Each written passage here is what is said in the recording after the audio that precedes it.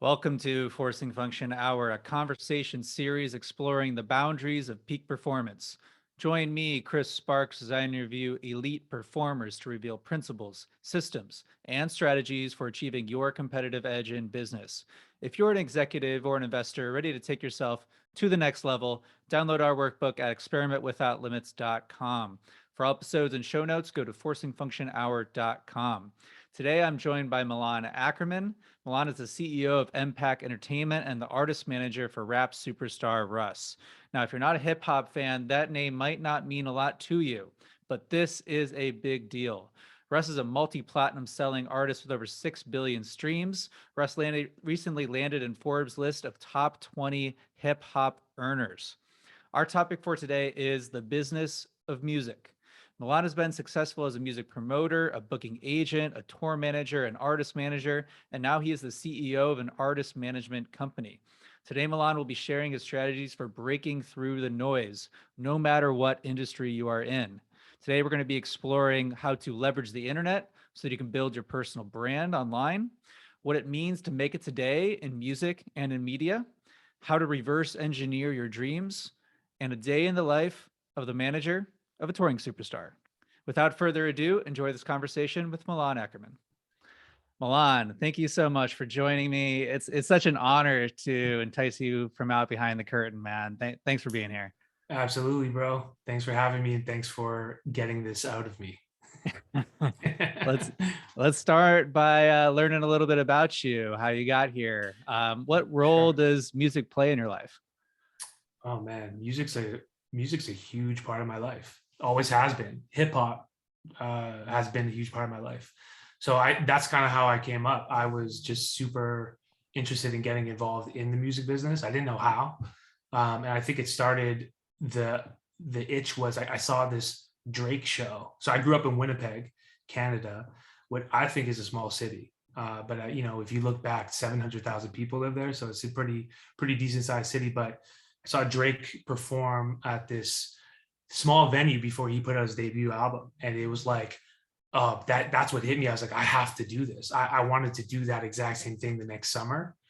So I figured out throughout that whole year how to do it, and by the next summer, I had produced my first show. So I really got into doing this by playing every role, and the first role was the only role I could think of by getting into the music industry was I gotta bring a rapper to my city. That's what I thought. And so it took me some time. I had tried a little bit before, but was unsuccessful. But that summer when I saw Drake's show, I had this ambition like I've never had before to make this happen. So that was kind of like the itch that I had to make things shake. And then that summer I had produced my first show, which was absolutely, the most successful show I think that's happened in that city. That it was so successful, I had to do a second show in the same week. So, but there's a lot of things leading up to it that got me there, and a lot of failures beforehand that I haven't touched on that made that whole thing happen. So, but yeah, music's been a huge part of my life. My grandparents play music. My whole family's been in the music, not music business, but have been musical their whole lives. So it's just been a part of me. I've been playing piano since I've been a kid. My mom's had music in the house, so it's just been a huge part of me. Tell me about producing that first show in Yeah. Winnipeg. You're guaranteeing tickets, you're Yeah. putting your reputation, your capital on the line. Who knows who's going to show up, how it's going to Sure. go. What's going through your mind at this point? Okay, so let me just have a caveat to that, where my first show was like about a year before that, and it was like the biggest failure ever. So I had got in touch with this artist that I was obsessed with, and I was able to book him and bring him to my city for a couple grand, and a couple grand at the time was like $1 million to me. It was like it was a lot of money to just give to an artist to come here, book the venue. So that failed miserably. I had like 50 people come, all my friends and stuff. But I've always had enthusiasm with failing, just because I wasn't great. I wasn't the best student in school. I just knew it from a young age. So I was failing in high school, like I was like work marks wise. So for me, it was kind of like failing wasn't an issue, so I did that. I failed with enthusiasm. I picked back up and I was like, I got to do it again. So I saw that concert, I had the itch. And I was never a promoter. It was just like this. I'm a kid with a dream. So my dream was to put on this show. So I had found this venue I wanted to do it at in the city, and I put down a deposit like $500. And I remember my parents co-signed on Atlantic Credit for me. So I was writing a check from Atlantic Credit. So I didn't even I had just enough cash to pay the artist a deposit. And so I had basically had the show up on sale with the deposit. It was Mac Miller. So Mac Miller was like, at the time, he was the hottest commodity, but I think a lot of people didn't see it coming. Like I knew it was happening, but because I heard a lot of my friends and people in the community talking about it, but I don't think the big time promoters like Live Nation or AEG, it wasn't really on their radar. So I got in touch with his agent. I was persistent as shit, like really, really persistent, to a point where he called me one day and he was like, "You're the most persistent dude I've ever met in my life." And he's like, "I'm going to give you this show. And if you mess it up, you're blackballed." So I kind of had that dark energy on my shoulders where I was like, if I don't do this right for any reason, like I'll never do this again. So I needed that from him, and me and him ended up working many, many more times, but that gave me the inspiration to like, hey, I'm going to go put everything on the line here, and I'm going to take the risk of my life and do it right. So yeah, I wasn't a promoter. I put this up on Facebook. I made like a group, like one of those event groups, and sent it to all my friends. And within 24 hours, I think the show sold out within less than 24 hours. And, I doubled my money that I was going to invest. And it was so successful that the agent called me and he was like, "You want to do a second show?" So I was like, I don't have of course I said, of course I will. So I didn't have the resources to do a second show. So just to break it down for anyone who doesn't know how this works, you need to have cash, you need to have capital, right? To be able to like cover deposits, guarantees, production. So that was my first time really raising money. I had to go to a friend of mine that I was always kind of in my ear, like, "Hey, I'm the money guy. I have money. I was like the idea guy." So I was lucky to have a friend at the time who was willing to bankroll the second show. And I brought him in as a partner, and it gave me the experience of like first time raising money. Now you have not only your money, but you got your friend's money you're responsible for. And at the time, my brother, who's now a partner in my business, worked with me, every day, and he's part of the company. He was 16. I was 19. He was 16 or 15, turning 16, and he had a little bit of money in like a savings that my parents were like investing. We both had bar mitzvahs, so we basically used our bar mitzvah money. Like our parents were like, "This is for school," and when I knew I wasn't going to school, I convinced my mom to like, "Mom, I'm being an entrepreneur, so I need my money so I can go flip my money." So I convinced my mom to let my brother invest in the show. And so I had my brother invest, my friend invest, and we made it happen, man. And we sold the second show out as soon as it went up on sale. So that was like the pivotal changing moment of my life where this was actually a reality. So I'm like dealing with agents, dealing with managers of the artist, dealing with the artist direct, and now learning how to interact with them, because you're on eggshells really the whole time. You first time doing it, but this is the star that you look up to. You're just nervous to be around them. So just how to communicate, how to deal with it. What are they looking for? So yeah, that was like my first real trial and error of getting into the music business. What an incredible story of self-belief. And I think this thread of persistence really is a common one for your successes and what you Definitely. and Russ have been able to pull off together. Absolutely. And someone really needed to take a chance on you, needed to believe that you could Yeah, do something that you hadn't pulled off before, and you took full advantage of that opportunity and used it to propel yourself into an industry that, at the time, maybe you had no business being in, but once you've done it once, it's very absolutely. easy to do it again. Exactly. And the same effects. So like leading up to that, it wasn't just this one agent, because you can't, just because you have you have a relationship with one agent doesn't mean you've made it, right? So there was this legendary agent. Her name is Kara Lewis. She's like the most powerful agent in the world. She was doing Eminem and Kanye West. So that's who I was always trying to get in touch with, because she always had the biggest artists. So I was trying to figure out for years how to get in touch with her. Fast forward, I work with her. I've been working with her for 7 years now. And she's the agent of Russ. So she's like, I've worked with her throughout his whole career and prior. But that's one of those things where I would hit her up every day, and her assistant, to a point where I started to figure out, whoa, wait a second, she won't answer my emails, but the assistant will. So I gotta make friends with the assistant. So I would do everything from, man, I sent flowers one time to the assistant. Like, I would do anything just to get a response. So back then, no one would take me serious. I was like pretending I was much bigger than I was. You kind of have to fake it till you make it. But by the time that she took me serious, it was like I had already done a few shows, and she had a client that was coming through Canada, and she let me bid on it. So it was kind of like one of those things where I planted the seed years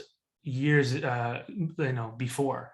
And by the time that it was okay, I had this like small little tree that sprouted. She gave me an opportunity, and I had the framework in place to actually see it through. And then after that, me and her, I would go to New York and I'd go meet with her, and she really gave me an opportunity. And then fast forward, almost been working a decade, and has really been one of the pivotal factors of like, Russ being able to have such a strong touring career. Is we worked with her from the beginning using our data. We're analytic driven, so we would tell her, hey, this is where the streams are coming from, and she would get us a venue in the market and an offer, and we'd go play it. So she believed in us super early, but she believed in me early too. I just had to prove it, kind of like anything.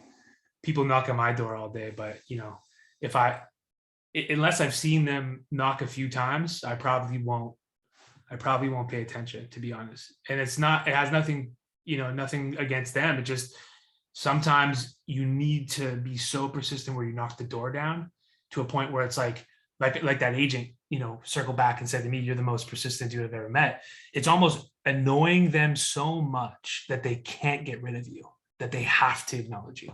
So that's kind of been, my whole career up until where I had the framework to basically base things off of. But yeah, that's like the initial start to this. But where do you think journey. this drive, this persistence comes from? I mean, it's certainly not the natural default. What do you think sets you apart?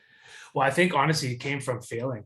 It's getting used to failing is the best way of explaining it. It's not being concerned about what other people think.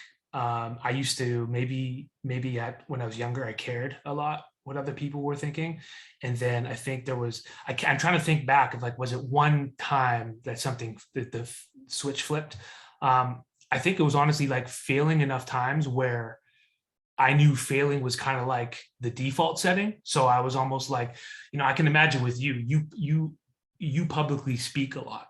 I don't as much. So if I had to go speak in front of 100 people, it would probably take me a second to feel a little bit comfortable. Like I'd be nervous, and not that I'm nervous right now, but it's like, this is the first time I'm doing something like this. So, but me and you have a friend. We're friends outside of this. So it's easy. You and I, it's easy to have a conversation with you, but it's getting comfortable being uncomfortable. So as soon as I was able to be comfortable being uncomfortable, I think that's when everything kind of just started to unravel for me. And I learned from a young age of like, I am a serial entrepreneur, and that comes with kind of like the ADD mentality if I want to do everything. So it's like I have all these other opportunities that are coming in at that time, and I'm trying to do them too while I'm doing this. And I'm realizing that they're failing because I'm not able to put 100% of my time and energy into it. So as soon as I put 100% of my time and energy into something, that's when I hit the jackpot. And I realized that. So same thing with Russ. When I found Russ, I put 100% of my everything into him, and I haven't looked back, 7 years later, 6.5 years later. How did the two of you guys connect? Tell me about the early days of your guys' relationship. Sure. Yeah. So we connected on the internet, beautiful internet where I saw, I found a friend of mine had sent me his, I think it was his SoundCloud, or he had 11 albums, independent albums that he had put out prior to me even knowing about him. So a friend of mine, I was kind of in the hustle game of I was trying to find Russ, if that makes sense. My goal, I was super inspired by guys like Scooter Braun, who had found a guy like Justin Bieber. He was an absolute nothing and took him all the way to create him into a legacy act. So that was always one of my goals. So when I found Russ, I knew right away that he was an anomaly just because he produced everything himself. He wrote everything himself. He engineered everything himself. He even did the mixing and mastering. And for me, that was like, I hadn't seen that since Kanye West, and even Kanye has a lot of people around him. So I was like, I haven't even seen this ever. And his beats sounded like Dr. Dre beats, but he's very melodic. So he was able to like switch back and forth from rap to R&B. And that's something that I knew right away. I was like, this is it. So I reached out to Russ, and the internet, I kind of sent him an email, a cold email, and then received one back. And then there was an opportunity to link up, and I had flown him. I was living in Toronto at the time. I had flown him to Toronto to get in the studio and just kind of meet with me and hang out with me for a weekend. So that was the first time we met, was like probably 3-4 months after I reached out. And then about 7 months after that is where him and I actually really sat down. We're like, let's do this and let's take it all the way. Why do you think it was so important that you guys were friends before business partners? The movies would tell you, hey, you find this great talent and immediately try to get them into the boardroom and get some ink on the paper. But with you guys, Absolutely. it was very much getting to know each other before working together. Why was that so important? Well, I think that was super important to him. It was important to me too.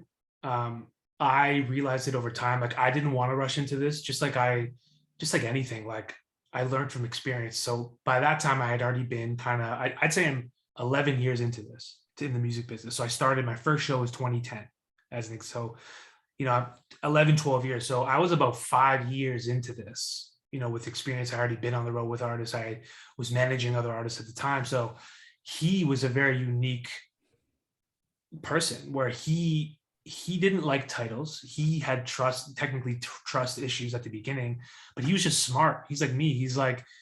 He knew that there was a lot of snakes out in this business, and there's a lot of people trying to leech off of future success. And I think it was important for him to build a friendship and trust prior, for me too. And once I knew that, I was like, that's all I wanted. I wasn't trying to really, I knew I wasn't going to make money off of this for a while. I was fortunate where I had worked and saved enough money where I knew I had, like, let's say 6 months of I didn't need to make money for 6 months. I'd banked up enough money where I was like, if things don't work out in these next 6 months, well, I'll go back to the drawing board, So it was nice where I had a bit of a cushion at the time. The cushion back then is way different than I would think of, like looking back, I'm like, that was still a huge risk, but yeah, like little things like flying him certain places and helping covering hotels and I use my resources to, like, we met with different lawyers and we met with business managers. So I wanted him to make sure that his finances were right and were in, all the technicalities behind it were right. And he had his legal team right prior to even doing business with a label, with a publisher, with an agent, or myself. So the first and foremost was like, hey, the first thing he said to me was like, why do I need a business manager? I don't have money, like, I don't even have the money yet. So I was like, you'd be surprised, because when the money comes in, it's just going to flow. It's going to be like light speed. You won't even know what hit you. So he's blessed now that that's the case. But at the time, it was a struggle even getting him to trust financial, accountants to even be opening up accounts and starting companies for him. So, but that was like, already about 6 months into our relationship. But I just think that me and him, we knew how big this was going to become. And we just wanted to make sure that we were the right fit. And there was times where we had butt heads on a couple of things, because he had he had wanted things at the time that he thought were important that weren't, like the same for me, like in my world, where it's like you wanna be the biggest thing ever, but you're over here. So an example would be he had 1,000 followers, right? But he wanted like Billboard to do a story on him, right? Or he wanted this blog to talk about this. And it's kind of the reality check of like, well, it's gonna come, but that's not what's going to change the outcome of your success or get you fans. I think over time he realized that he chased a lot of these. He would inquire, he would send emails, and this is before my time with him, but he would hit up all these different blogs asking, telling him, listen to my music, can you support and post? And then you fast forward a few years later, when people started to catch on to the music just spoke for itself. He realized that it was never about them. It was always about, the people. And now you look back, it's like they just support organically, but a lot of these guys who didn't support kind of look crazy because they have emails from him, begging them to listen to their music and to support. And they look back like, damn, like I didn't support you. And there was kind of like, there was a sour taste in his mouth for a long time as to like, well, why didn't you? And I think he grew and understood that like, this is what we all go through, man. This is the tsunami of like, they aren't going to really support you until you prove you're worthy, of it. And so it's like if you build it, they'll come. So we just built this massive enterprise. And I think now there's nothing you can't not do to support it. Like, it's in your face and you can't do anything about it. That's like my mentality, even with the shows, is like, I wanted to work with these big promoters. The only way to get there was to show them that I could do it myself, So yeah, then they all started to come and wanted to work with me. And that's when I realized this wasn't for me. This was not the business. The promoting business was not for me. Yeah. So before we get into management, I mean, promoting is herding cats, right? You plant a flag, hey, this thing is happening, and you got to fill the room. What did you learn from that experience about how to fill the room? I think it's a lot comes down to the product. So who's the product that you're, like the artist, right? But like, what are you selling? And if you didn't have a following like myself, like I didn't have a big social media following or anything. So it was like, how do I put people on to understand that this is even happening? So I found people who had the followings and I would involve them in my show. So, if you were a local promoter and you had, 3,000 people that follow your list or follow your text list or your social media, I'd bring them on and I'd figure out a way to, make them a partner in the show. If it's like, I'll give you 300 tickets or you make money with me. So I had to really do some growth hacks, and I think a lot of it too was, there was a bunch after where I failed too, where it's like I broke even and I didn't make money, but I was strictly going off of like the product itself. I was using Facebook and I was doing like Facebook ads and stuff like that. So I was learning that it was actually cheap to spend on ads back then versus it is now today. But I also think it's a lot of like the news. I was doing a lot of digital stuff and a lot of people weren't. So in 2010, I was selling tickets from my own website. So I partnered with a local ticket company because Ticketmaster takes like these $10, $12 fees. And I wanted a piece of that too, because I was trying to cover my bottom line because I knew that my margins weren't so high. So I partnered with a local company and they basically were like, we don't do any ticket surcharges, but you can do a surcharge, you could charge $3 and that goes in your pocket. So I was like, oh, damn. So then I figured out, I partnered with them. I hosted everything from my own website. It was like mpackentertainment.com. And I sold tickets from there. So I was building my IP from the beginning. And then once I started to see all the clicks come in, I was kind of like, I was doing everything where I was even selling ads on my website, so I had figured out other ways to hack the system to make some extra money to pay for the things that I didn't necessarily have, like the promotional resources and stuff like that. But yeah, I knew that going into it, that I had no clout when it came to doing this. I was kind of like, I'm that new kid and no one really takes me serious. But another caveat to that is this kid had reached out to me. He was like 16 at the time. He was in high school. And he's like, hey, I could sell 300 tickets for you. I was like, oh shit. So I gave this kid a shot, and he sold more than 300, sold 500 tickets, like from his school, just from social media and all these different things. So I gave him an opportunity. He was the only promoter that sold tickets at that show.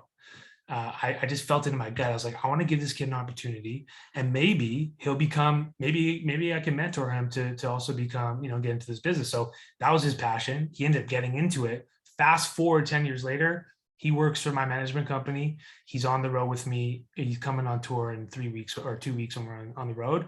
And he's like our executive assistant. And it's just, I'm blessed to be able to have him involved and part of the team now. We're back in the day, he was just this kid who reached out to me, cold call, a cold email, and just like how I was, persistent. So I saw myself in him and gave him an opportunity, and now he works with me full time. So crazy. Deliver results, people will find a spot for you. And exactly, man. Man, this notion of what are you selling, I think applies to a lot, is thinking about when you're trying to get someone to buy in, it's what exactly is that product. So you're transitioning to management at this point. You told me a little bit about the early days. I'll tell you. So I transitioned from promoting shows to booking shows. So I had met a couple people on the East Coast that were doing the same thing. So I had along the way of I would say just like mastering the game. It's like mastermind. So I had my brother who's also super passionate. So me and him would just bounce these ideas off each other. And I had found out, okay, these are the clubs in every city that do the shows, right? So I got to find out who are the talent buyers. So I found out who the talent buyers were. And I basically reverse engineered it, where I was like, hey, I'm now talking with this agent. I can sell you the show because I have the show here. So I ended up booking the shows across Canada instead of just locally. So I built a little booking agency. Nothing crazy, like I probably did like 10 shows a year, which was like enough to I was making a decent living off of it. And one of the artists that I had booked, I had gone on the road with. Like I basically was like, it was my biggest one. And I was like, I rent the car. I was even driving them a couple cities. Like I was driving a Sprinter van. I was like the tour manager. They didn't have a tour representative. I was booking the hotels. I just needed to, it was like, the movie Get Him to the Greek. Mm-hmm. Yeah, with Jonah Hill. It was literally that. I had to just make sure that I got this guy to the show, every show. So I was like, I'll do anything. I'll fly with him, whatever. So I took all the money I made off of the commissions of selling the shows, and I reinvested it by putting myself on the road. And that stemmed into the artist basically saying, yo, I want you to come on this tour with me. So I ended up going with him to Europe. And then I had gone, in America. And then by that time, I was like, I got to move to LA. My aunt lived in LA. She would let me stay with her off and on. And then at that time, I was like, I think I got to be in LA just as this is like kind of where everything's happening. So I went from like promoting shows to booking shows to now I'm on the road with artists, and I think the word just spread. So that led to another artist who was like, hey, come with me. Hey, can you help me with this? And then I think a lot of people started to realize, whoa, you are really good at like communicating, and you're great at emails and the back end, you know so much about the business behind it. I was like, well, I did everything, leading up to this. I kind of learned it all myself. I went to school I gave myself schooling. I was on the internet every day. I was researching. I was just keeping my data and, kind of basing everything off of historical work that I had done. And like, that's how I'd move forward. I'd like anything I didn't know, I'd figure it out. So I had some good mentors in my life that were kind of helping. They were entrepreneurs and they were helping me. A lot of them were like, what the hell are you doing? They didn't understand it. Yeah, it does seem to me that having done all of the aspects is very helpful when you start to build an organization, when you start to manage, because at a certain point, you can't handle all these details yourself.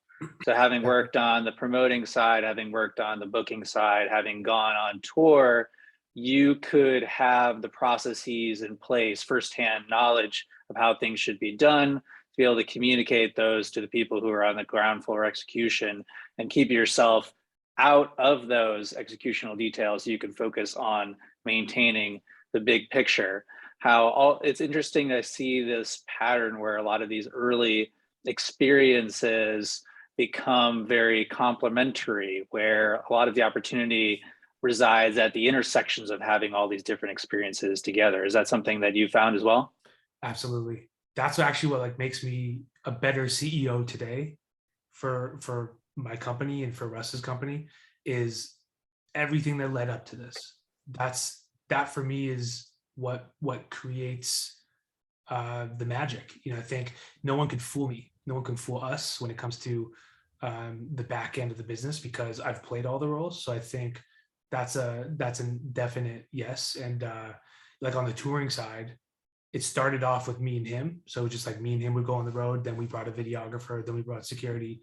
But having the experience of like this is how the show actually gets created from the ground up, from like booking the artist to producing the show to marketing the show to actually like when the people are in the venue, even keeping them safe, you know, from the security aspect to like there's just so much to it to actually settling after and being able to pay the artist out. Like, how does it all work? So the most important thing to me was to articulate that to Russ when I started working with him. So he understood from the ground up how this all works. So I think he noticed from even the first show, because you know, I really instilled with him it's all based on capacity and ticket prices. So you can never, you know, you see artists out here saying they're making all this money. And that's cool and all, because a lot of artists can just go to a club and pick up, you know, a big bag. But what's really important in the touring business is what's the capacity of the show and how much is the ticket price, right? So if it's a $400 for 400 cap venue and the ticket price is 20, it's $8,000 that you can gross, right? So as a promoter, you can't think you're going to make 10 grand if you're just grossing 8,000, right? You can't afford to pay the artist 8,000 if your gross is 8,000. You can probably afford to pay 3, you know, 2,500 for, because all the expenses that make it up. So we would receive offers and they would seem low, but if you break it down, this is why they are this, you know. So him and I weren't afraid to go do a 100 cap venue in Glasgow that paid us $200, you know, because we knew, hey, if we go put 100 people in this room, next time we'll be able to put 300, you know. So we based our entire hard ticket touring off of that. We started from literally nothing. Like it was like 300 tickets in LA. It's moved all the way up to 16,000 today, you know. So but it went from 300 to that sold out to 600 to 2,500 to 5,000, and then we made a big leap where it was like 5,000 to, so we did 5,000 shows at the time, to Staples Center 13,000, and now he's playing the Hollywood Bowl for 16,000. But that all, I find that the more shows you do, they domino effect into the next. So a lot of people are afraid to, hey, I'm going to go do the show, and it might not just, I put 500 people. Well, maybe next time it's not going to be 500, it's going to be 300. So let's do the same room. No, the goal is to you keep the same ticket price and you scale up, you know, and you use your historical data to base, you know, where you should be touring and how you should be receiving and vetting offers. So a lot of it came from like understanding the business behind shows and understanding, okay, I need to have, this is what you pay for like production, like sound and lights, right? Some venues come with sound and lights, but so they call that a house nut. You got to pay for like the rent of the house nut. Some venues don't, right? So you're going to have to bring in sound and lights, and this is what it costs. And this is what it costs to make your show look extravagant. Just knowing what makes up, you know, what actually makes a show on the back end with like expenses and ticket prices and capacities is like, that's really important when it comes to touring. It's not like how much am I going to make. It's really based off of like, hey, what's the framework of this, and then we approach it like that. Unless it's a radio show or a private show where they have a sponsor that just comes in with some money, then you have to look at it differently. But when it comes down to, you know, us doing a hard ticket show, it's really based off of analytics and data. Yeah, what comes across to me is just you look at a tour and every single show is a project in its own, a separate partnership, separate budget, separate constraints, things you have to work with and deal, and different people to collaborate, different factors, different constraints. And there's a lot of details that need to be thought about, planned, a lot of boxes to check. Like you personally, how do you keep track of all the millions things that are Yeah. happening on a tour, for example? How do you keep the details straight? So I have a great team. We've scaled. I have a tour manager. I have a production manager. So there's about 38 of us on the road now. So it's insane. There's like 9 on the production side. There's like 7 techs. We move with we bring our own sound, our own lights, our own stage. But it started off where we would just come with me and a laptop, me, Russ, and a laptop. So times have changed, but uh, it's really, we have a tour budget, we create tour budgets, but more so, I think tech, between tech and just having the right resources in place now, everything seems to just be very fluid and not all over the place. So there's a really cool piece of tech that I wish I had started or invested in, called Master Tour. Genius. And it allows you, the whole tour, to use this app. You load your schedule in there. You have all the details of a tour are in this one platform, and everyone has access to, from like load in, load outs, schedule, to different things. If depending on what your role is, you can basically go in there, and it's all accessible for you to in that one app. So tech helps, but also just having a right team in place. That took years to really develop. But a lot of it is just, you have a schedule that you have to follow, getting used to being really punctual, and kind of embracing that schedule and understanding that's part of the flow. It's just like anything, like working out every day or whatever you plan on doing.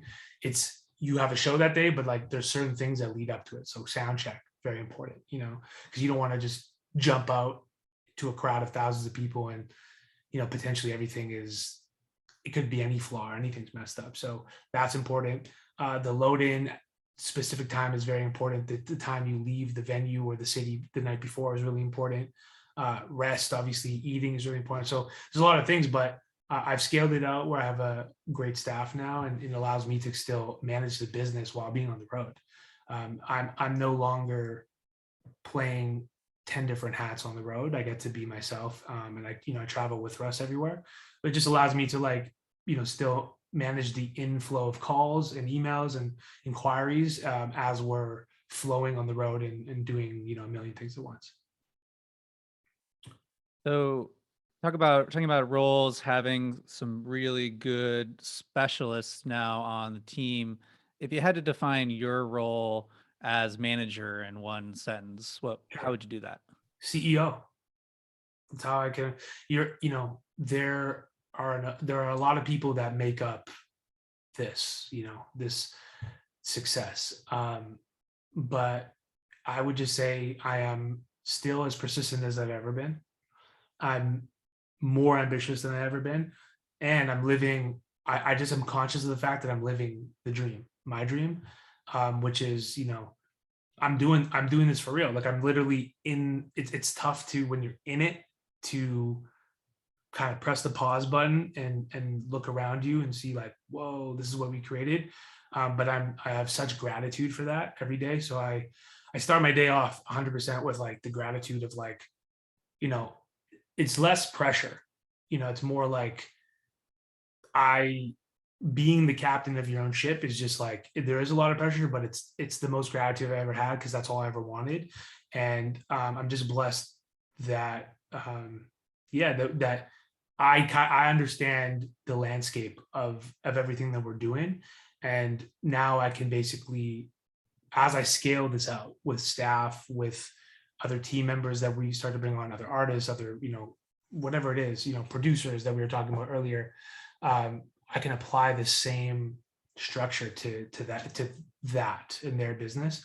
But yeah, it's like, I think CEO, I would say that, just because sometimes you have to put out fires, but you can't really, you're not dealing with everything anymore, like super hands-on. Like sometimes it's going through people before it comes to me. So it's really just like making sure that you have the right people in place. That's as important as anything, I feel like, because we're we're all about integrity, and we're all about, um, you know, I don't like to be my biggest, I don't want to say fear, but like the biggest pet peeve is being blindsided with something. So I try to avoid getting blindsided, and I think a lot of that is asking the right questions, right?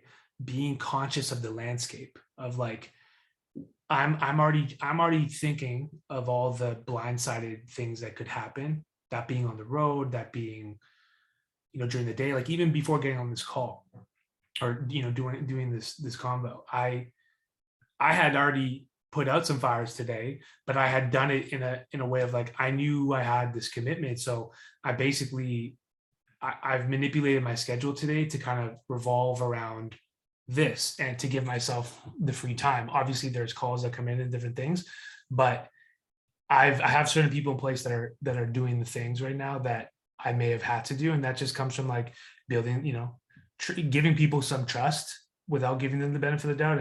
And then once they've earned it, kind of putting them in place. So a lot of it is, yeah, CEO, the situation at all times.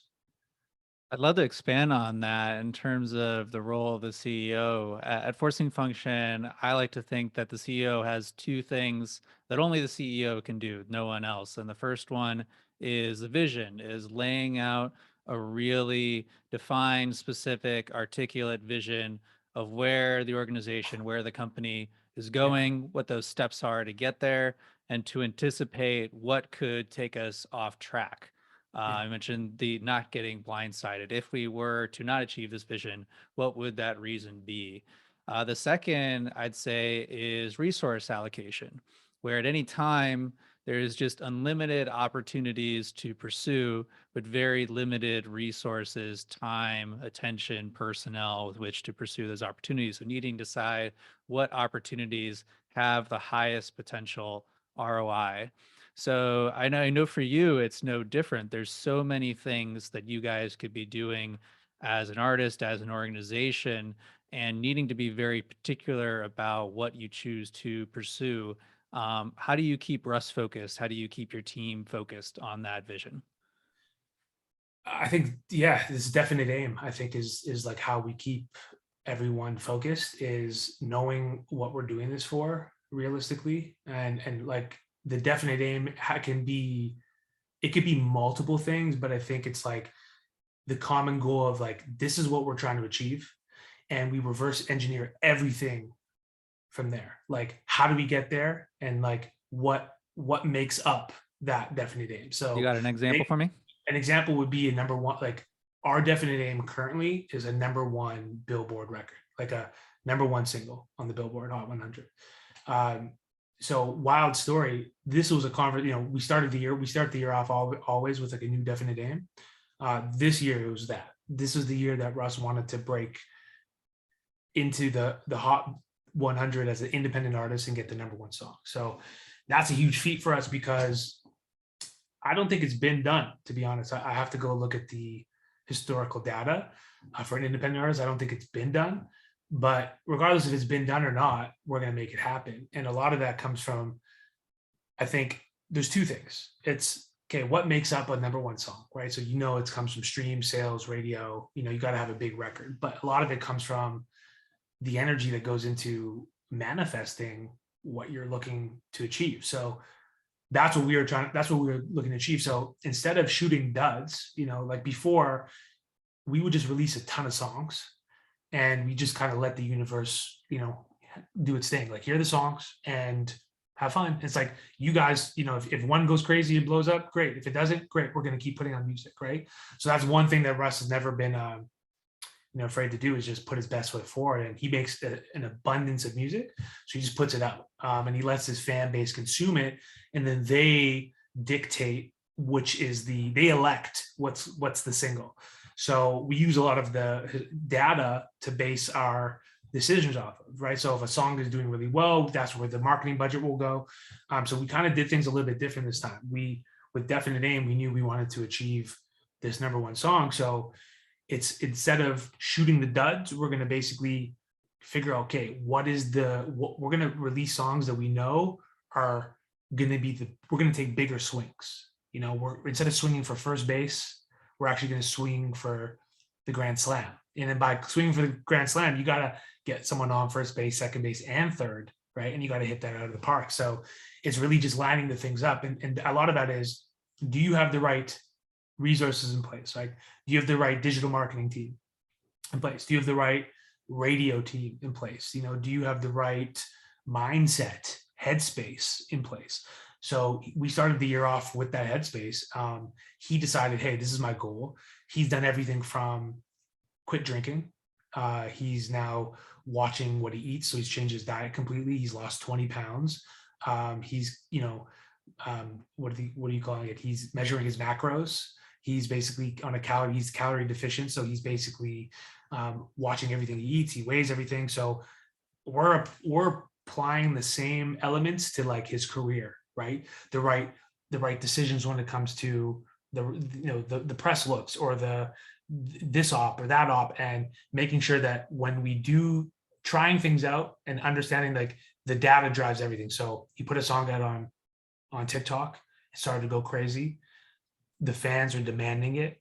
That's when we'll put the song out, right? So we put the song out.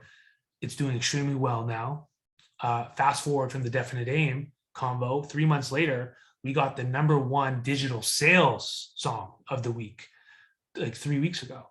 So it's not the #1 Billboard song, but it's the #1 digital sales on the Billboard. So that's never happened ever in his career. So just an example of like how quick this energy can get reciprocated is that was all manifested. Like, that's all like, this is what we want to do, world, and I don't care what's in our way. We're going to get there. We're going to figure it out.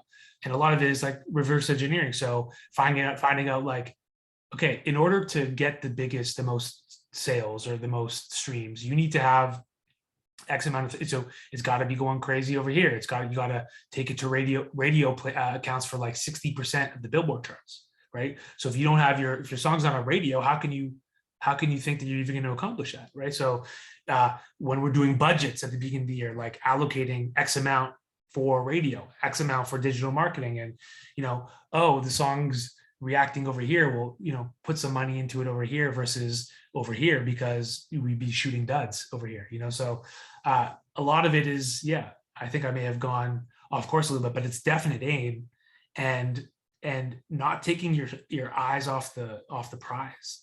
And it might take years for it to happen. It might never happen, right? But that's not how we feel. Like internally, like every day we think today's the day. And I think that's how you always have to be. And he's felt that way since before. He would walk into a label meeting and he'd tell these labels that this is going platinum.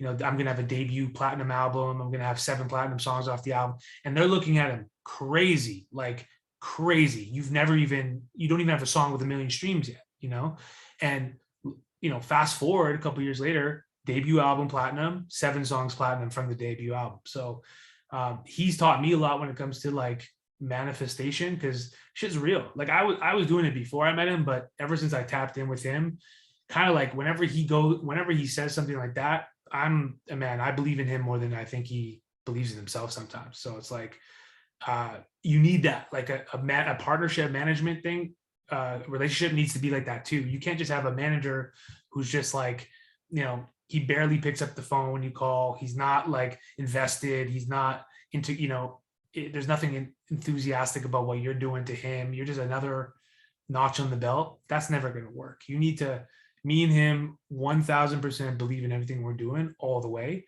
And we want to be the best at what we're doing. We want to win the most Grammys. We want to, have the most Billboard Hot 100 records. But I think that's like the starting point of anything. You just need to have the Definite Aim and you have to have delusion. Like I'm still delusional, even though I'm successful. I'm so delusional. Like some of the things that I'm thinking about, For me and you had a conversation, I think, in Mexico, and you asked me one of the things I wanted to accomplish. What did I tell you, Chris? You're going to be a pilot by the end of the year.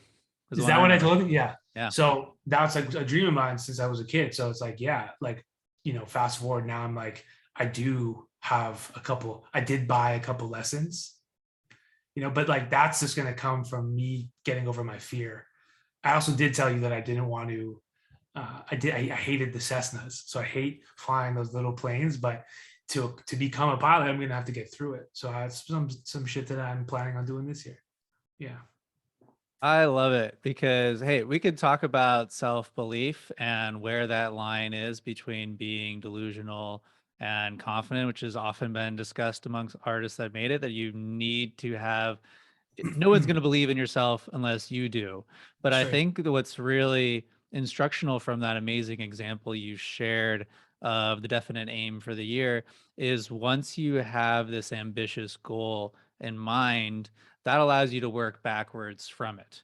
Yeah. So just like you were celebrating at the end of the year that you are a pilot. Okay, let's work backwards. What are the things that you needed to do in order to become a pilot? You were successful. What did you do? Well, you had to get your flight time in, right? If you want to fly a private jet, you need to learn how to fly a Cessna first. So even if you don't want to fly the Cessna, that's a necessary step to get there. So once you decide that, hey, I am doing this thing, I'm okay with paying the costs, all of those things associated with them, we call instrumental. So, and you pointed out some of the things, hey, if we want to make a #1 hit, all right, we need to be on radio. There's no question. We need to be healthy, doing all the things physically, mentally, so that we can sustain the level of pace and effort that it's going to take to have this promotion, to like get this level of collaboration in place, that once you have this vision, you can work backward and say, all right, now here are the steps that we need to take to get there. So such a powerful exercise, and certainly knowing that you have done the planning, the work to get there allows you to sustain the self-belief. It's less fragile when the inevitable ups and downs come. Absolutely. Yeah. And I'm dealing with, there's a couple projects that I'm working on right now where I've never done this in my life. And I can share one, as an example. Russ wanted to start a hair care line. This is for many years. He's wanted to start a hair care line. His fans have asked him for many years, like, what's your hair care routine? That's like his biggest sell. He's got this long curly hair. And he's, he decided about a year and a half ago, I want to do this. Right. So me and him have never done this before. As an entrepreneur, I know I can do it. I didn't really have all the resources in place, so I went out on a limb and I started cold calling some people that I knew were in the manufacturing business. So we had created this definite aim. Within, I would say, literally 2-3 months, I'm sitting at a friend's house who kind of brings everyone. He's the type of guy that brings everyone together, right? So he just has really cool random people at his house. So we're at his house, we're just hanging out, chopping up, and someone there happens to be a private label manufacturer, does exactly what I'm looking to do. So me and him just start talking. He introduces me, doesn't even realize that I'm in this business. This is something that I'm looking to do. So just by having that in my head, manifesting that, I'm like, hey, I take that as a sign. So me and him, we lock in. 2-3 days later, I have Russ at his factory, telling him we're talking about the idea. 2-3 months after that, we already have a formula. We're creating a signature formula. And 2-3 months after that, we were designing bottles, we're building a website. And about a month after that, I just happened to meet a friend of mine who was working over at Yeezy, now is working over at Shopify, and Shopify created a brand new program called the Creator Program. And they are in the market to power visions, like products and visions that artists have, and influencers have. So that came together as just like started off as an idea, started off manifesting it, putting our best foot forward. I'm not 100% in it because I can't be, but it's like 20%, where it's like 20% of my time goes towards this. And fast forward, now Shopify is a partner in this venture that we're talking about. And I'm having conversations with 3PL companies, which is like third party, like their logistics, which is like they're picking up our bottles from our manufacturer, which comes from overseas. The manufacturer fills it, then they're putting it in their factory. They fulfill everything.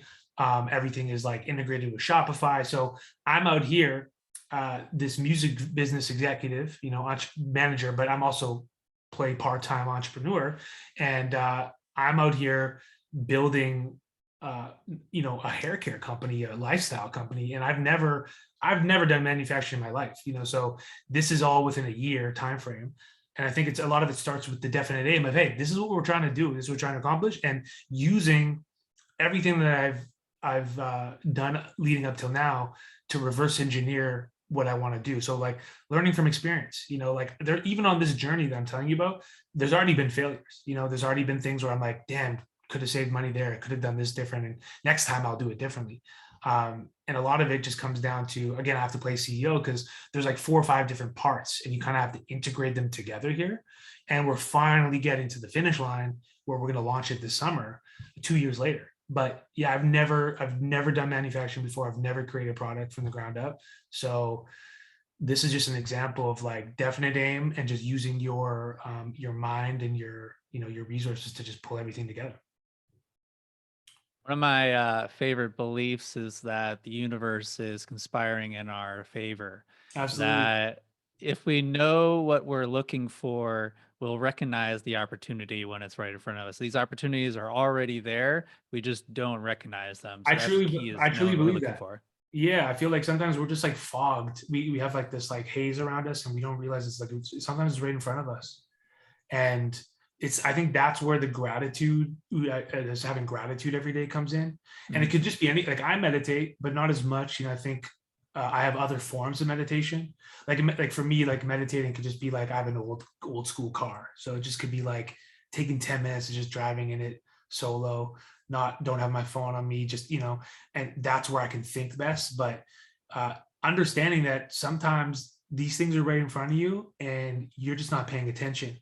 And so like I try to tap into that energy every day. That's one of the things that's like my biggest thing every day. It's like I feel like you are the same way, but it's like if I can learn something new every day, man, that's all I'm really looking to accomplish, So much of the game is just the attitude of getting yourself in the state of mind, having the presence necessary to, be your best self. And yeah, I really believe that our best ideas rarely come to us at the desk. Yeah, That just by living our lives, doing what we love, being with the people we love, that things will present themselves in due time. I agree. Absolutely. Uh, I have to get a little bit of the day in the life. Sure. So, you just came back from UK. You were over there for 2 days. You're Yeah. about to go on A this tour for global 6 years. tour, 65 cities, Oh yeah, 28. so that as the world, so like this year is crazy for me because it starts off. I have 6 weeks coming up, and then we have like the summer off, and then another 3 months on the road. Yeah. So a day in the life would be like this morning, just an example. So I got up pretty early. It's like 9 a.m. is early for me. I'm usually like a 10 a.m. riser, maybe like 11, just because I'm usually up till like 3 a.m. the night before. I like to get my emails and work done when everyone's a little bit quiet, silent. It allows me to I just flow a lot better that way. But I play multiple different hats. So this morning I'm on the phone with radio. I'm on the phone with agent. I'm on the phone with my production team. I'm on the phone with. I had a PR call this morning. So a lot of it is just day in the life is I'm working virtually. So I'm home right now. I'm in Atlanta in my office, but these things can be done when I'm at a coffee shop, or when I'm in the car on the way to the coffee shop. So a lot of it is it's just being on 24/7 and not being just not being afraid to just like run through everything. Cause sometimes it's stressful, I'm not gonna lie, where 3, 4 people want to talk to you at the same time, so I've learned to say no a lot more recently. That's like the biggest one of the biggest like hurdles for me was to like actually put my foot down and be like no, or like compartmentalize things, because I want to do everything at once, and I'll burn out if I do. So yeah, day in the life could just be like me traveling the world, like going to UK. We shot a video in the UK, randomly did some press, to getting back home, to going right back into the game of, a million things going on, to like now we're on tour, and you got to make sure your client is at this place at this time, and he's got this at this time, and then you're also balancing the inflow of business and calls. Like excited, like as I'm on the phone with you, or as we're on the call, I like look down at my phone, and there's like this sync opportunity that just came in, very exciting. Like his new song is getting synced for like the NBA. And the playoffs are happening, so I'm really excited about it. But it's like something like that. Boom! As soon as we get off the phone, I'm going to call my client and just run him through the specifics of the deal. And but that's exciting. It's exciting stuff. But so I'm always kind of like at the edge of my seat, and that's what keeps me going. It kind of feels like you just did 10 push-ups or 20 push-ups. You have that flow. So I kind of like, my day is usually ups and downs of that. So you mentioned before you've gone from 1,000 followers to something crazy like 3 million. That Yeah. it's just been this. You've been really early to all these different social media platforms. It's been a real way that Russ has authentically connected with fans. You talk about how analytics driven you guys are. What comes to mind in terms of like building an online based brand, particularly a brand that's based around a person? What do you Sure. think works in today's environment? I think you need to understand your, like, who you are, and like what's your identity, right? And then like also authenticity wins every time.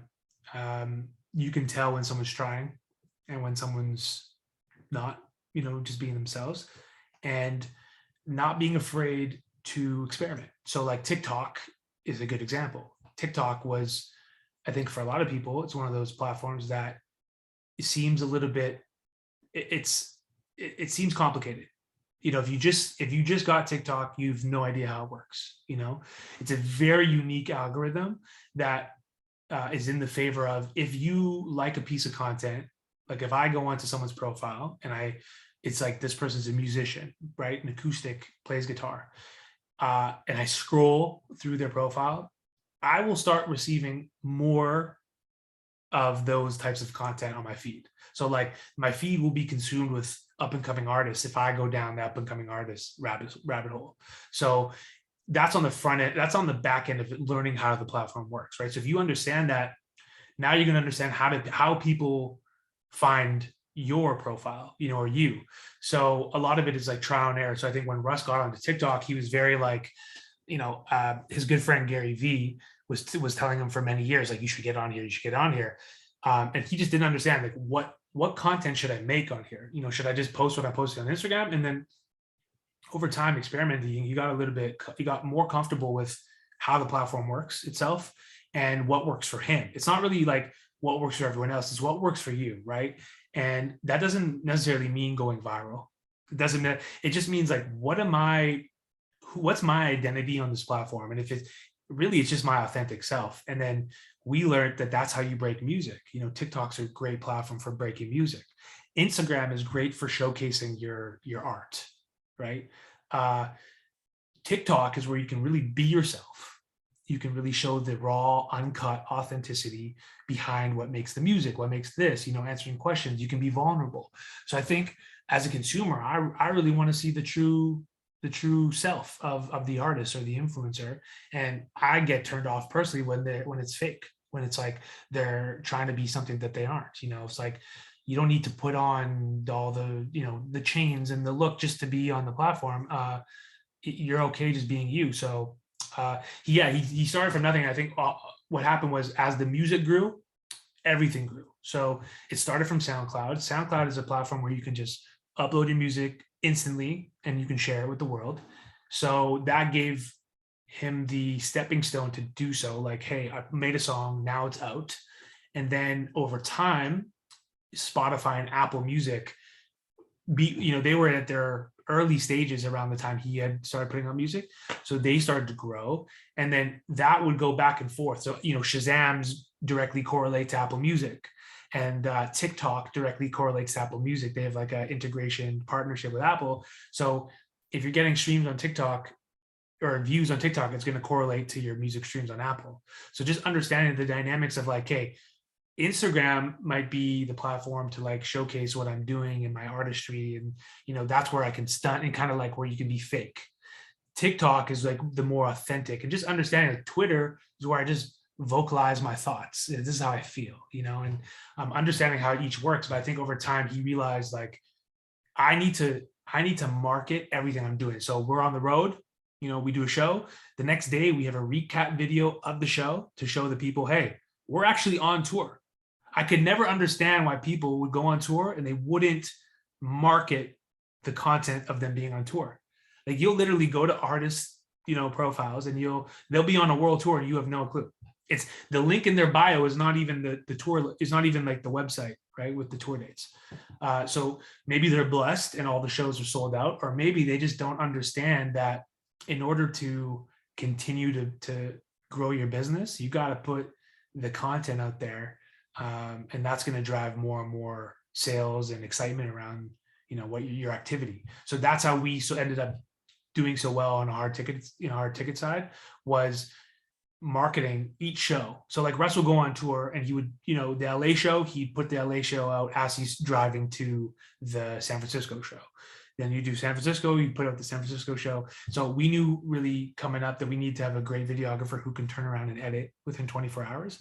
And that guy has gone on to do massive things, you know, big director, big producer now, doing movies.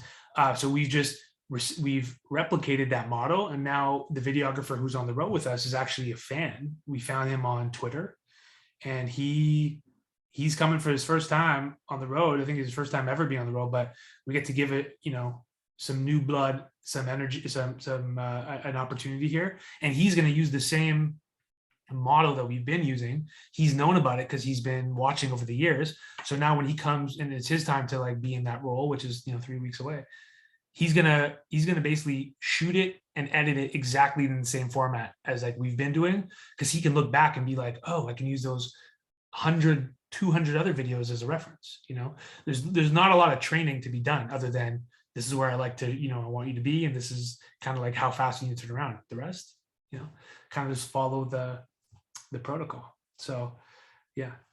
You guys are implementing sort of the forcing function, systems thinking playbook without even knowing it. Bottleneck recognizing, here's the thing that's most holding us back. All right, let's create some feedback around just like experimenting, putting lots of stuff out there, seeing what resonates with them, seeing what resonates with us. Okay, this is working. Let's do more of that. This isn't working. Let's iterate on that.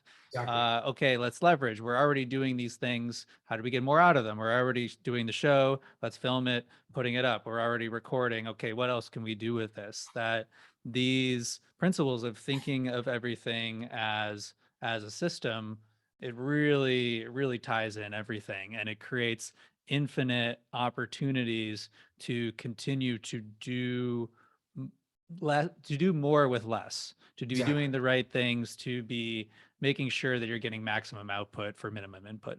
Exactly. Yeah, that's exactly how I see it. Anytime that I can do that, it's a win. And I think that's how we approach every situation too. It's like, and that comes from experience though. You know, I think that comes from just like all the years of chipping away at this and just learning what works and what doesn't work.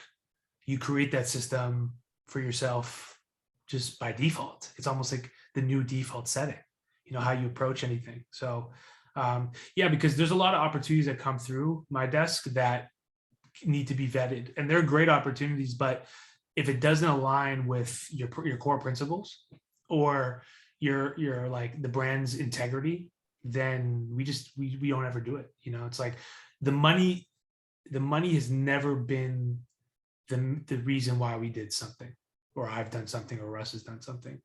That's always, I feel like, that's the last thing. And a lot of it comes from, he's created this really great passive income for himself by putting out such an abundance of music and owning it, because there's a lot of money in music when you own it. You know, so like we did a partnership with a label for 3 albums, and we had gone through it, and we had, you know, come out the other side, which is rare for a lot of artists. That was our vision going into it. We knew, hey, this is what we're going to retain our catalog. We're going to go do this deal. And on the other side, we're going to be bigger, from it. So we did that, and we kind of picked the pieces from there that worked, like radio, and we hired them ourselves. But when you have the control, like when you control your own army and your own finances, realistically, you can really accomplish anything, like knowing that, okay, I have this out there that yields this every month. Well, for cash flow purposes, you can pay for your overhead, but you can also now understand like, hey, well, I can do this. I can go reinvest it. I think a lot of the times artists aren't reinvesting their money back into themselves because they don't have it, or they're not comfortable doing so. Money just means spending or saving and not reinvesting back in your business. But myself and Russ, we both know that's what yields more success, is like investing. That we're never afraid to put it back into the business. So we're constantly doing that, even at this level, and it's a requirement, in order to succeed. Mentioned earlier that Russ is an independent artist, and I know that this is a true rarity, especially when you get to the Billboard Top 100. Obviously, these days, especially, he would have no challenges being signed by a major label. Right. What's the thought process behind remaining independent? Well, that's just knowing that there's more money in it and we have all the control. So we just don't want anyone to have control of what we're doing. We want to put something out, we put something out. We want to do something, we do something. But that came from leverage. So going into the label system, we had 150 songs already that were in the catalog that were generating money every month.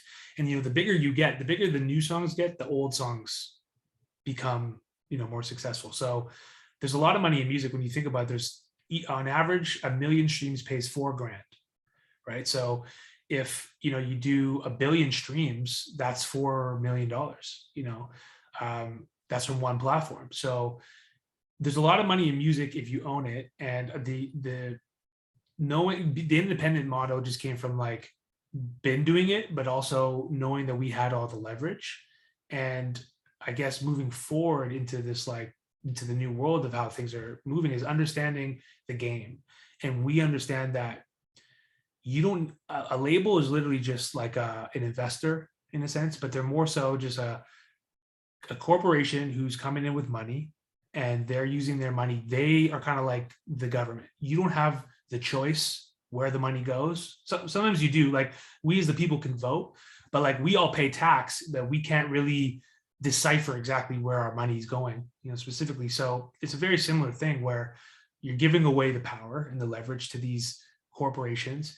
They run the accounting. So all the money goes into them. They pay you out, and they only pay out twice a year. We get paid every week, every Friday, as an independent artist, depending on which digital aggregator you use to distribute your music. The money is received every Friday. Now it's delayed by like 2 months. So if you put out a song today, you won't get paid off that for like 2.5 months. But that first Friday after the 2.5 months, because it takes some time to collect it from the DSPs, they call it, like Apple, Spotify. But that's 100% your money. So it's like, you get to see what it's like to collect all the money from around the world, instead of just labels do American deals and then they do international deals. So like you might get a better deal in America, but like your international deal might be upside down because, you might not have all the leverage. Like you don't get that many streams in France or the UK. But when you put your song out through like an app, independently, every stream, every sale is yours, so you get to see it all together in one, and you get to control the inflow and outflow. So it's like, hey, if you got to pay a producer to produce that beat, right? Well, you got to pay them direct, right? You get to like do the paperwork, do the agreement. And as the money comes in, you can reimburse yourself in real time, instead of like waiting 6 months, hoping that you recouped your advance, and a lot of people don't ever get out of that. It's like a trap. But yeah, you have all the leverage as an independent artist. And that's the other thing I even wanted to talk with you about, is like, we all have the same access. There are independent platforms where you can pay to play, right? So you can pay $10, $12 to release your song. It's everywhere. and it has nothing, they have nothing to do with your success. The sole reason you're successful is the person behind it. You know, you create the magic. You either have millions of followers, right? Or you had a viral moment on TikTok or whatever it is, but you're the source when it comes to like, hey guys, here's my music, please listen. The distributor has nothing. They have no resources or power. They might say that they do sometimes, but they don't. All they are is just literally like, they distribute to all the stores. So I like to compare like Shopify as like Shopify has millions of stores shops that like use Shopify, right? And some are massively successful. Some do 100 million a year, some do 1 million a year, some do 10 grand, some do 1,000 a month, 1,000 a year, 100 a year. You know, we all pay $69.99 for that monthly. You know, we all give 3% of our sales to Shopify, right? So the future of music, and it's currently out there, it exists, and we use a platform that's basically the Shopify of music, where we all are we're all artists, we're all our own labels, right? We all have the same access. So we can all just pay to play. I can pay someone $69 a year and they let me release unlimited music, right? They're on all the stores, they're everywhere. Now it's up to me to have the relationship with Spotify or with Apple. Just like in business, I can have a shop, I could sell clothing, but it's up to me to have the relationship with this person to be able to get the distribution, or for me to be able to go, I need to have the relationship with an influencer to be able to go market my product, right? So it's very much like we're in the game where we all have access and everyone is pretending that they don't. Everyone's giving away 100%, 80%, 90% of their business for nothing, you know? So we noticed that very early on. And that was one of the things that we wanted to really just like, that's our most prized possession, is that the consciousness of knowing the leverage that we create the music, we create the art, we have the fan base, right? So all we need to do is find some sort of platform that allows us to get to the fans without, losing an arm and a leg. So we found a few that we've worked with along the way. We invested in one that we thought was like the best, and they're tech based. So they're like, we provide you with the tools, we'll give you the pipeline, and you can build your own interface on top of our platform. So that's what we've done. And Russ just launched his own label, and he's using them, like their tech, and he's as the back end. And so now we're giving our own artists a dashboard, a platform. They can go to diamondrecords.com, they can log in, they can see everything in real time, their analytics. They can upload and release their song themselves. So like, we want to be able to give the next generation of artists the same tools and apply the same consciousness that we currently have to like their business. We want to do artist friendly deals, and that's one of our like future goals. I know I went off on a little tangent, but so my good. point is that we all have the same access, and we're pretending that we don't. Yeah. Understanding the leverage points, as you said, and where you bring the value. Man, I mean, so good. And I just want to acknowledge your openness and generosity with sharing that. It was really, really cool. Absolutely. To witness. I don't want you to keep the MBA hanging, so I have two more quick questions for you, and then I'm gonna let you go. So you've been working with Russ a number of years now. You've toured with him. You've been together for long periods of time. What's one big lesson that comes to mind that you've learned from seeing the way that he works, seeing the way that he lives? Interesting. So like, I would say there's a few, right? But I would say like transparency. For me and him, it's like loyalty is everything and integrity is everything. And I learned from him, right? But he's super principle based. So knowing that everything kind of has to be an open book. He's very hands-on with his business. And when I train younger managers and I give people advice, like if I'm mentoring an artist or a manager, I'm always letting them know, like, first and foremost, that you got to be an open book. So when you receive information, it can't be a game of telephone where someone tells you one thing and you regurgitate it out how you see, through your lens. my success as being a manager really comes from creating this safe space of like, hey, I've even done it with Russ, where we share an email, so all the inquiries that come in, we kind of, he sees as they get vetted out, so like you asking me like strategy wise, like how do you do all the manage these different things? Well, a lot of it is I'm have an open book with my clients. So he knows all the things that are going on, and it's not like anything's hidden. So that takes the anxiety away from him of like, oh shit, like maybe I got to call him and ask him all these different questions, or maybe he's only looking out for himself. No, it's like that shit was deaded from the beginning, like it's strictly about his interests and not mine. My interests are secondary. My interests are when I'm home with my family, or like with how I invest my money or what I do outside of this, right? When it comes to him, it's always in his best interest, and it's a complete open book. And that's what has created such a healthy relationship.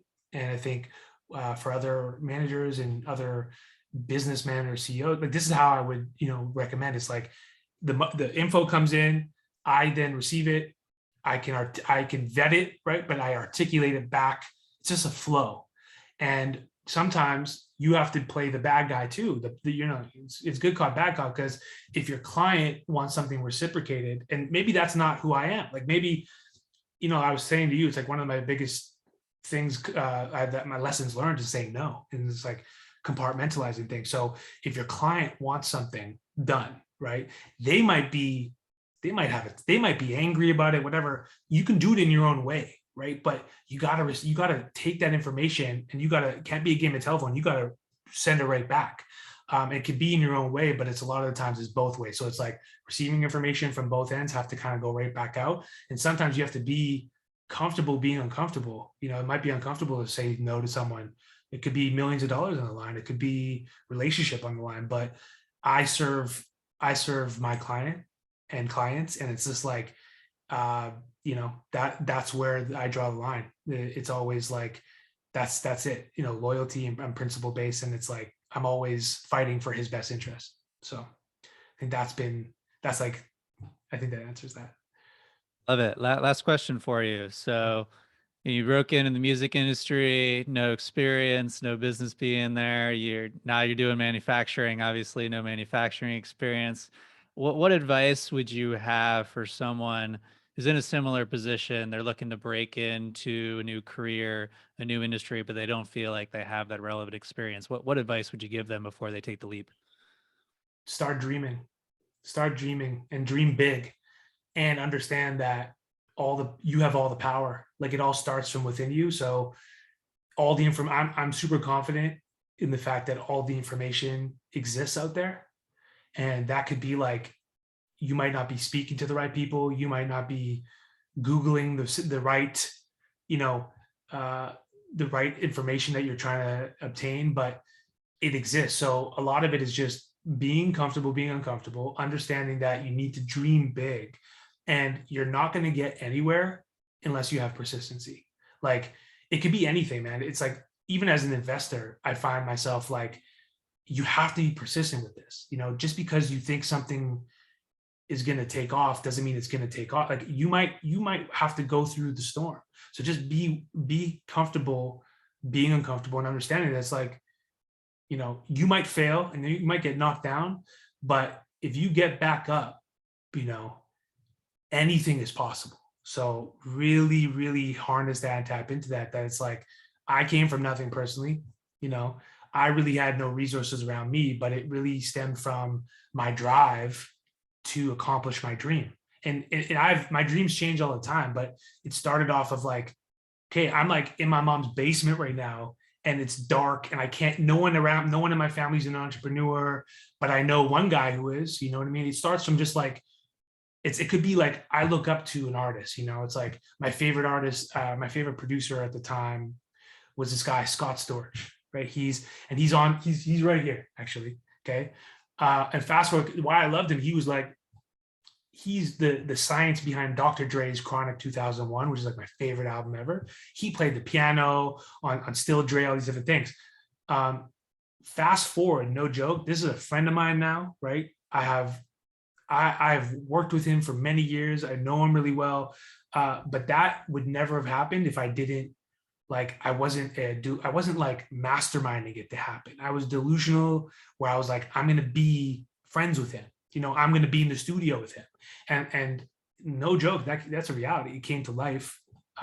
It took some time, but I'm not surprised that it happened because that's always what I wanted to happen. I even told him too when I was with him. It's like, and I think Russ did as well because he's his favorite producer. But it's like it's surreal where like the things you had dreamed of become a reality, and I'm the testament for anyone else to like that's possible. It's like, and I have so much more that I want to accomplish that I'm like dreaming of right now. And I got living the dream tatted on me just so I can wake up every day and see like have gratitude, understanding that this is where I'm at currently in my life, blessed, but like there's so much more to accomplish. And knowing that looking back, like I would never have thought that I'd be here to like I did in my mind, but like in a reality, my God, I gotta pinch myself, man. It's crazy. Yeah. So I use that gives me confidence every day in how I move and and my visions, like my dreams. Like I have some crazy ass dreams. Like I think I told you at dinner, this was the other thing is that I wanted to make a movie. And I have this, yeah. So like ever since that time that we talked in December, you I mean, this is you, right? So it's like you bring that out of me because I wasn't thinking like that. Like I wasn't thinking like this is what I want to accomplish this year. And even if I don't, it's giving me this like I'm always referencing back to our conversation, and I'm always like I'm making the right steps in order to accomplish what I said I would accomplish. So ever since that dinner, I have met with like all these crazy things have happened for me, like manifested that happened. Like I got with a production company who is like does this, you know what I mean? Like they go get the financing for the movies. They have the screenwriters who will take your idea and develop it for you. Now it really comes down to like I need to secure my idea. So I met with the people who I have to secure the idea with, make sure I can like do that before taking the next steps. I did that already. So it's like I've never made a movie in my life, but my goal is to be a producer on this film that I was telling you about.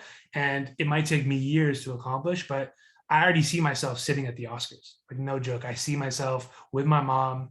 Like I know it's gonna happen. So now I just have to reverse engineer it. And I feel that so much. And thank you for sharing. It's really inspiring. And yeah, if you're listening to this, you're an artist, you're building a brand, you're trying to do something ambitious. There's a lot to learn here in terms of knowing what you want, working backwards and taking those steps to get there, that you truly can achieve anything. Milan, thank you so much again. Truly an honor, and feel very grateful to be able to get you on the stage. I know it was uncomfortable, but really glad Thank you were you, here bro. with us and No, for thank you for everything you having me. shared. Yeah, thank you for having me Um, because, like, this was not that necessarily uncomfortable, but it's like you got this out of me. I wouldn't have done this with anyone else. So I was like, I'm glad that like my first one was with you. And yeah, I just love the conversation. Let's continue it. Let's do this another time. well, absolutely. I mean, guys, check out Russ on the Journey is Everything tour coming to a city near Sure. you. I know I'm personally really pumped to be in the audience for that Hollywood We're Bowl seeing you in tour. Austin. So yeah, hey, coming to Austin as well on the 15th. Let's Beautiful. do it. Yes. All right, guys, this has been another episode of Forcing Function Hour. Thank you so much for joining us once again, and talk to you again soon.